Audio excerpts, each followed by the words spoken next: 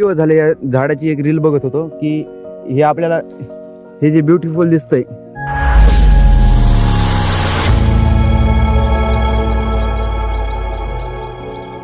Hello मित्रांनो, स्वागत आहे तुमचं नेक्स्ट व्हिडिओमध्ये. आता मी तुम्हाला दाखवतो मी काय केलंय. हे बघा, एक बार हे पिल्लू कसं अडकलंय. हे नवीन पिल्ले निघलेत पण ह्यांना काय अजून माहिती नाही, तरी हे बाहेर निघले वाटतं कुठून तरी. खूप फास्ट आहे. तर ह्याला मला पहिल्या तर मध्ये टाकायला लागेल, कारण की ह्याला दुसऱ्या मोठ्याल्या कोंबड्या आहेत ते चावू शकतात. तर ह्यांना पहिले पकडतो. तर ही कोंबडी पण खूप चावती.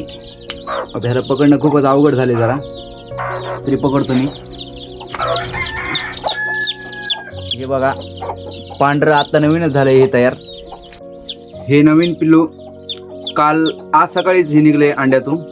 तर खूप फास्ट आहे, तरी पण पाळायला लागले इतकं. तर ह्याला पहिल्यांदा तुम्ही मध्ये टाकतो आणि बघतो हे रस्ता कुठून बाहेर निघतो. हे आहेत नवीन निघलेले पिल्ले. हे नवीन निघलेत आता पिल्ले काही दिवसानंतर.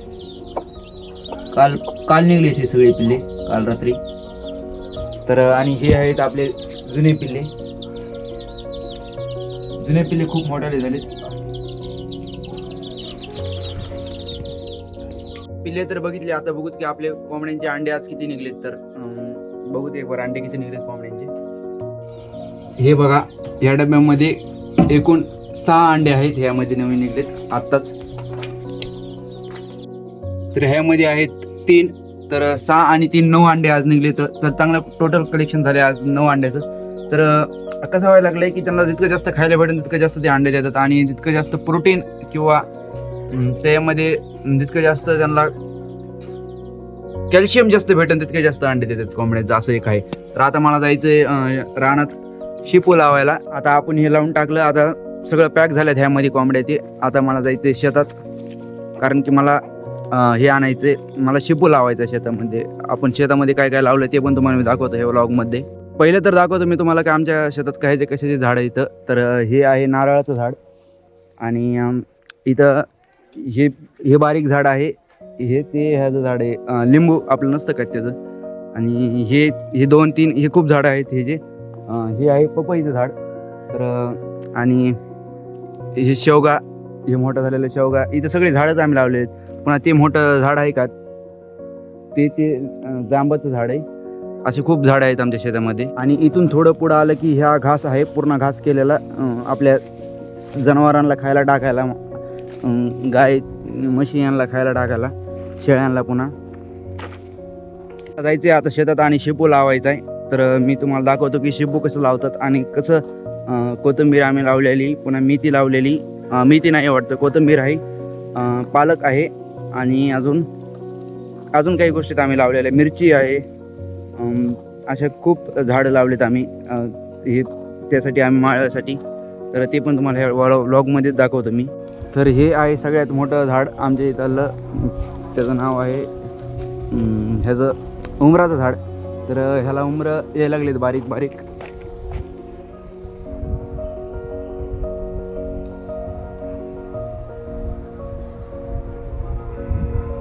त्याला उमरं यायला लागलेत बारीक बारीक. हे उमरं दिसू शकतात तुम्हाला.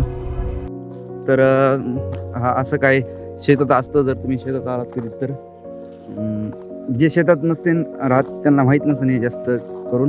पण जे शेतात राहते ते म्हणजे असं काय दाखवतं हे तर सगळं आम्हाला माहिती. आता तुम्हाला दाखवतो की मी शेतात आलो आहे. आता तुम्हाला दाखवतो की कशाचे झाडं लावलेत आम्ही आणि कशाला काय काय यायला लागले. तर तुम्हाला फर्स्ट म्हणजे दाखवतो वांग्याचे झाडं. तर हे आहे वांग्याचं झाड, आणि पुढचे झाडाला यायला लागले असतील. ह्यावर राख टाकली आम्ही, कारण की किडे वगैरे ह्यावर बसू शकत नाहीत. झाडाची त्याची जाळ्यानंतर जी राख येते ती राख टाकलेली. आणि तुम्हाला दाखवतो की ह्याला वांगे यायला लागलेत. हे बारीक नाही का, ह्याला वांगे यायला लागलेत हळूहळू. तर थोड्याच दिवसामध्ये 15-20 दिवसामध्ये मोठाले वांगे येतील. तुम्ही बघा इथं हे आहे ते वांगे बारीक बारीक. तर ह्याला पण वांगे यायला लागलेत आता. तर मिरचीला तर मिरची यायच लागली. ते फुलं असतात का पांढरे, त्यालाच मिरची येते. नंतर त्या फुलाच्या मागच मिरची येते. तर मिरचीचं झालं. आता तुम्हाला दाखवतो ही पूर्ण धने लावलेले आहेत. नंतर ह्याला कोथिंबीर म्हणतात. तर ही सगळी आपण कोथिंबीर लावतो ती कोथिंबीर आहे सगळी. खूप भारी आली कोथिंबीर ह्या वेळेस. तर ह्याला पूर्ण ऑर्गॅनिक खत टाकल्यामुळे कोथिंबीर चांगली आली समजा. कारण की ह्या पूर्ण लाईनला मीच माझ्या हाताने ऑर्गॅनिक खत टाकलेलं आहे, आपल्या शेणखत ते असं. आता मला जे मेन काम करायचं आहे ते काम करूत, म्हणजे मला शिपू लावायचं आहे. तर तुम्हाला दाखवतो मी शिपू कसा लावायचं तर माझ्यासोबत. तर सगळ्यात पहिल्यांदा आपल्याला काहीतरी लागन एक वस्तू ज्याने आपल्याला शेतात उकरीता येईन, ज्याने आपल्याला खड्डा करून त्यात शिपू लावू शकतात आपण. तर त्यासाठी माझ्याकडं आहे हे ह्याला खुरपं म्हणतात. तर हे आहे माझ्याकडं. तर मी हे दाखवतो तुम्हाला कसं लावायचं. ही आहे शिपूची बॅग. तर ह्यामध्ये असं असतं शिपूचं बी, असं आपल्या ह्याच्यावणी काय म्हणते जिरे नसतात का, जिरे त्याच्यावणी असतं. तर मी तुम्हाला दाखवतो कसं लावायचं. आता हे मी सरळ लावीत आलेलो आहे. तर अशी सरळ हे वाढायची एक लाईन,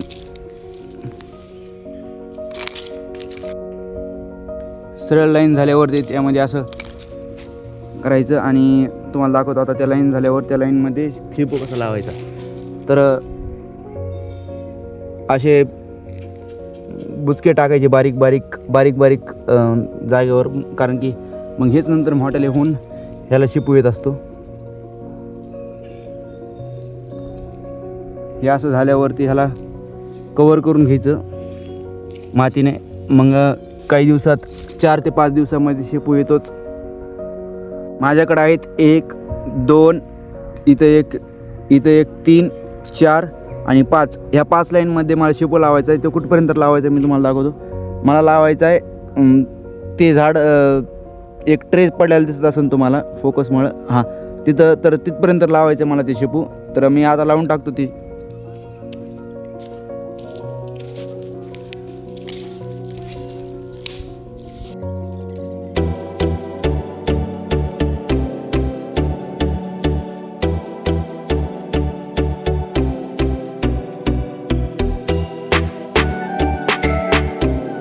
सो आता धने लावायची, तर आपलं शिपू लावायचं तर झाला. आता मी करणार आहे, आमच्या शेतात बोर आहेत हे. तर हे झालं आता माझं काम. माझ्या मागं ही आहे वरती बोरीचं झाड आहे. तर ह्याला बोर येतात.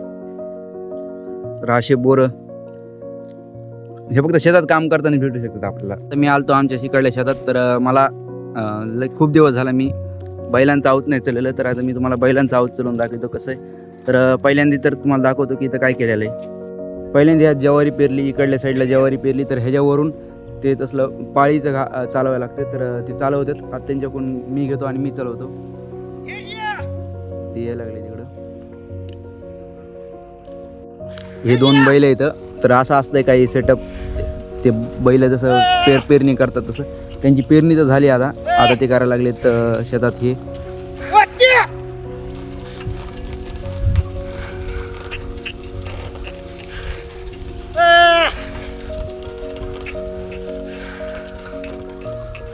आता मी हे चालवणार आहे. तर हे आहे त्यांचे कंट्रोलर. हां कोण ते ना का मला.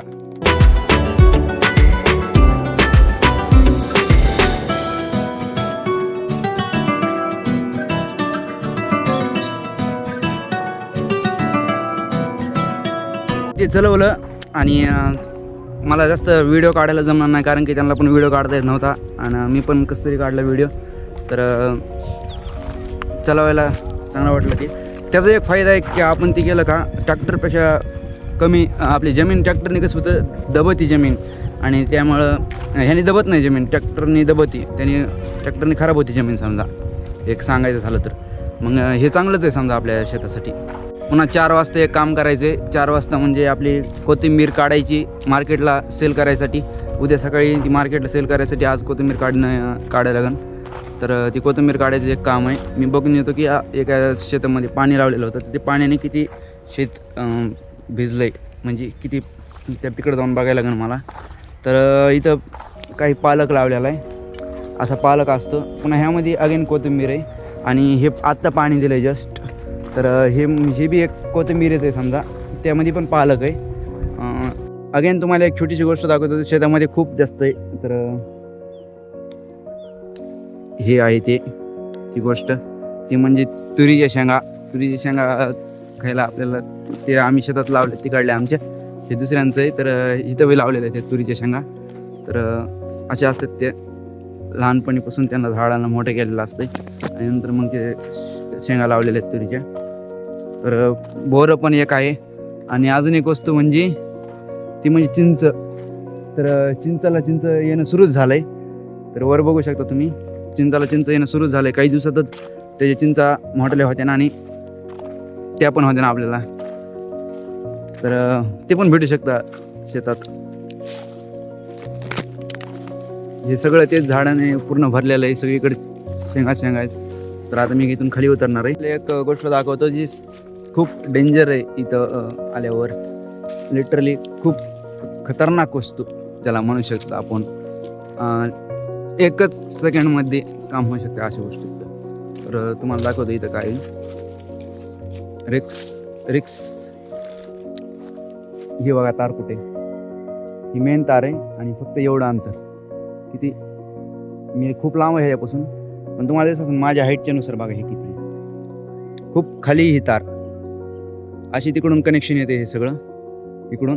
तर हे वर घ्यायला पाहिजे यांनी, कारण की हे खूप रिक्स झाली. ही आर्थिंग आहे खालची आणि ते वरचे 3 मेन फ्यूज आहेत. मी लांब आहे ह्याच्यापासून, पण दाखवतो तुम्हाला की कसं. आता समजा एखाद्या वेळेस त्या झाडाला टच झाली, कुठं टच झाली तर आपल्याला पण टच होऊ शकते. किती खाली ही, किती असं माझ्या हाताला कम्पॅरिझन बघू शकता तुम्ही किती खाली. तर असं नसायला पाहिजे, तर वर असायला पाहिजे. तार लवकरच वर घ्यायला लागेल, कारण की इतकं झालं ते इतकी हाईट त्याची कमी झाली, खूप कमी झाली त्याची हाईट. आणि ते चांगलं नाही काहीच हाईट कमी झालेली त्याची. तर हे आहे ज्वारीचं शेत, म्हणजे ह्यात ज्वारी लावलेली, आपली ज्वारी म्हणतात त्याला आपण गावठी भाषेमध्ये. तर ही इथं सगळीकडे ज्वारी लावली आणि तिकडं पण ह्या शेतात खूप लांबवर ज्वारी लावली. तर पण हे काय, आणि आम्ही आज जस्ट पेरली, म्हणजे जस्ट पेरणी केली. तिथं पेरणी सुरू होती तशी पेरणी केली. फक्त त्याला यायला खूप टाईम लागेल, कमीत कमी मला वाटतंय 4 महिने लागतील, 4 महिने त्याला पण यायला. तर तुम्हाला एक दाखवतो एक झाड. मी त्याच्यानंतर रील बघत होतो, दिवस झाले या झाडाची एक रील बघत होतो की हे आपल्याला हे जे ब्युटिफुल दिसतंय हे जे आलंय, पण हे माहिती आहे का, हे आपल्या इथलं झाड नाही. हे आय थिंक जे ब्रिटिश होते त्यांच्या काळातलं झाड आहे हे. तर ह्या झाडाला तुम्ही एक दाखवतो मी तुम्हाला गोष्ट, म्हणजे ह्याला ना बारीक बारीक काटे येतं इथं, असे इथं काटे येतं. तर हे काटे असल्यामुळे ह्याचं काय नुकसान होतं आहे की समजा ह्याच्यावर एक वेल कोणची जात नाही ह्याच्यावरती. दुसरं म्हणजे आपण ह्याला काढू शकत नाही.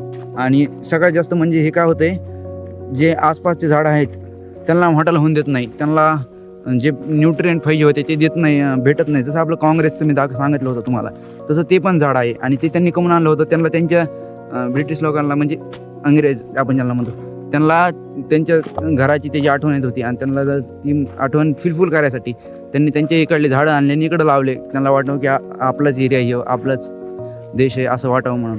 पण आता हे आपल्या इकडे इतक्या प्रमाणात जास्त झालं आहे, त्याच्यापासून काही फळ भेटत नाही, काही नाही, पण त्याच्यामुळे नुकसान खूप जास्त आहे.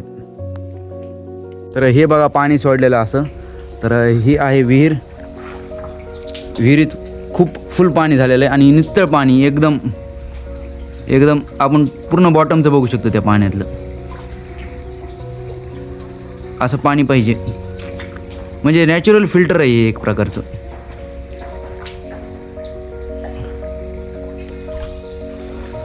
सो तर हा आहे पालक. आणि पालक असं कापून कोंबड्याला टाकायचं खायला.